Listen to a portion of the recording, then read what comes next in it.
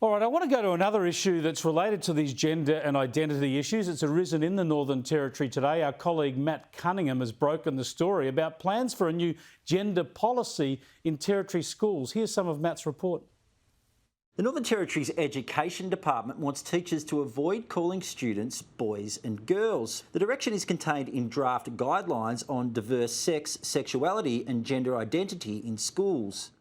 The document warns teachers against terms such as boys and girls and ladies and gentlemen, as they confirm gender stereotyping and roles and can be alienating for gender questioning and gender diverse children. Avoid this by using vocabulary such as students, class, crew, everyone, people or Year X that are more inclusive.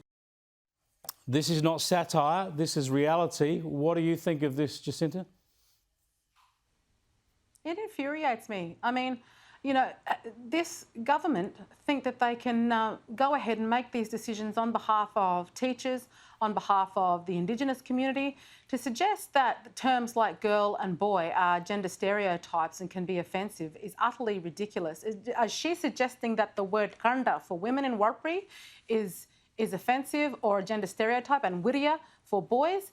Is she suggesting that those words in my mother's language, which goes back thousands of years, thousands and thousands of years, are in fact somehow detrimental to children these days? Is that what she's trying to suggest? And I'd like to know whether Minister Moss has actually asked families that belong to, again, the migrant families here in the Northern Territory. We have a vast migrant community, we have a vast Indigenous community, and once again, Marxist ideology is damaging. It comes from Western culture. Is she trying to impose this on other cultures, let alone the rest of the Northern Territory, who I'd say, if she were to ask to do a poll on, would probably not want this forced upon their children.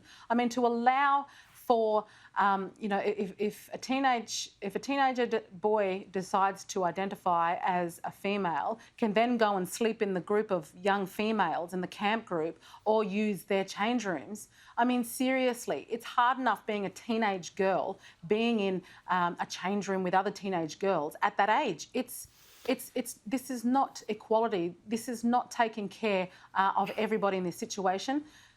I think you've nailed it again, Jacinta. That's all we need to do. I think you've nailed it again. They might try and ban boy and girl, but they'd never dare try and ban the Indigenous language words for the same thing.